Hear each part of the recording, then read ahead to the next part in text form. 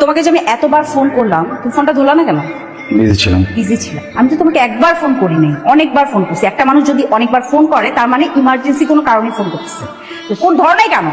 আমি বাইরে থেকে আসছি তো, একটু ফ্রেশ হয়ে তারপর কথা বলবো। প্রবলেম কি তোমার? হ্যাঁ বলো তো, তোমার প্রবলেমটা কোথায়? কিসের ব্যস্ততা দেখো তুমি? এত কিসের ব্যস্ততা? আর মানুষ অফিস করে না? এত ব্যস্ততা আমাকে দেখাও না। তুমি একে তো আমার ফোন ধরো নাই, আমি 21টা বার কল করছি, অনেক 21 বার। তুমি কল ব্যাক পর্যন্ত করো নাই। তোমাকে বলতে হবে যে কেন ফোনটা ধরো নাই। নীলা, আমার অফিসে আজকে বসের সাথে ঝামেলা হয়েছে, তো আমি তোমার সাথে একটু পরে কথা বলবো। পরে আমি শুনবো না তো, তুমি আমাকে এখনই কারণটা বলো। কি শুনবো তুমি এখন বলো আমাকে? হ্যাঁ, আমি কি শুনতে যাচ্ছ যে আমি অফিসের কথা বলে বাইরে গিয়ে আরেকটা মেয়েকে নিয়ে ঘুরে বেড়াচ্ছি?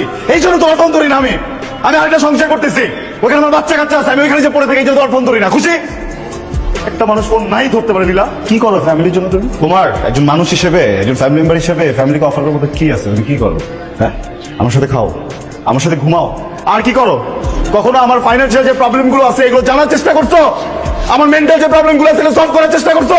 আমার বসের জানি শুনছো কখনো? বিয়ের পরে বলছো তুমি আলাদাভাবে একটা সংসার চাও, জাস্ট আমার সাথে থাকতে চাও, চাও না এখানে কেউ থাকুক। সারা জীবন আপনার সাথে থাকছি, তাদেরকে পাঠিয়ে দিয়েছে আরেকটা জায়গায়। দুইটা বাসা মেনটেন করতেছি না, দুই জায়গায় আলাদা আলাদা বাজার করতে হইতেছে। কারণ ভাবো যে দুইটা ফ্যামিলি এই শহরে চালানো কতটা কঠিন। একটা মানুষ সারাটা দিন কুকুরের মতো পরিশ্রম করার পর যখন বাসা আসে, তার সাথে অ্যাটলিস্ট দুইটা ভালো কথা বলে তাকে পানি তো খাওয়াতে পারো নাকি? নাকি তোমার ফোন কেন ধরি না, এটার উত্তর আমাকে আগে দিতে হবে। আমি তোমার ফোন ইচ্ছে করে ধরিনি। আমি তোমার ফোন ধরি নাই বিকজ আমি জানতাম যে এই বাজে আচরণটা আমি করবো তোমার সাথে, কারণ আমার মানসিকতা ঠিক নাই। হ্যাঁ, আমার ভিতর সিচুয়েশন তো ঠিক নাই, অফিসে ঝামেলা হয়েছে। আমি জন্য চাই নাই যে আমি তোমার ফোনটা ধরি, কারণ আমার ফোনটা ধরলে আমি জানতাম এরকম কিছু হবে। এইটাই করতে চাই নাই আমি, এইটাই আমাকে তুমি করাইলা।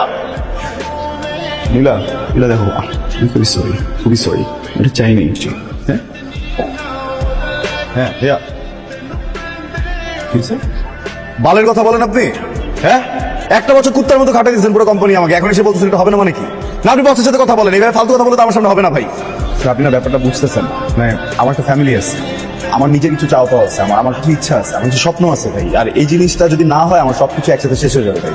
আপনি আমাকে এটা একটু স্যারকে একটু বুঝাই বলেন, এটা ম্যানেজ হোক। আগামী মাসে বেতন আমাকে দিতে হবে না, ওটা 1 বছর পরে দেন আমাকে ভাই। আমার এটা লাগবে ভাই, এই মাসেই লাগবে প্লিজ।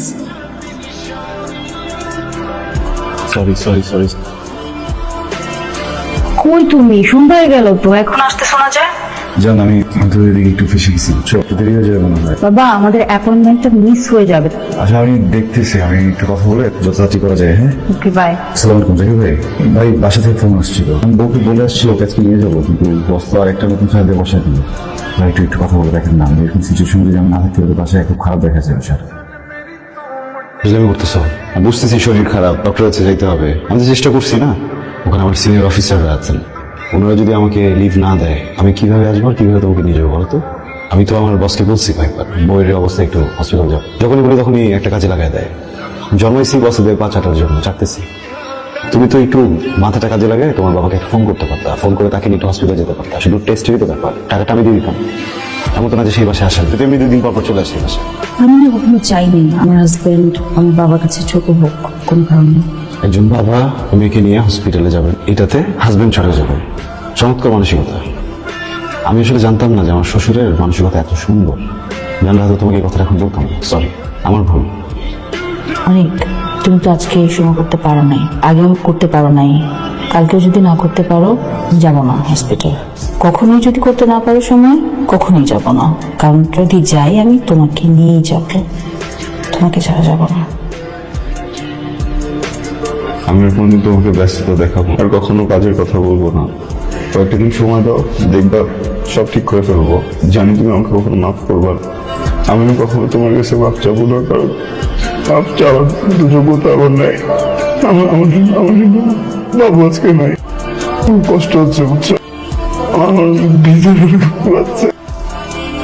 তুমি কি পাগল নাকি? হ্যাঁ, আমি বাচ্চাটা যতদিন জীবনে আছে, আমি যতদিন বেঁচে আছি, আমার জীবনে বাচ্চা লাগবে না, বাচ্চা না।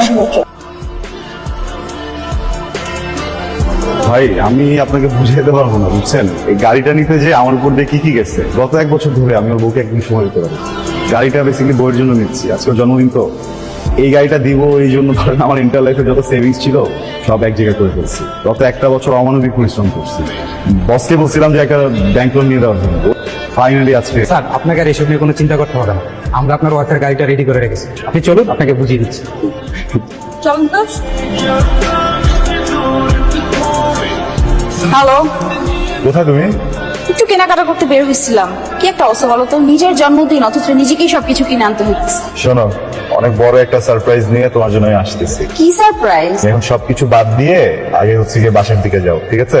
ওকে, ডান, বাই।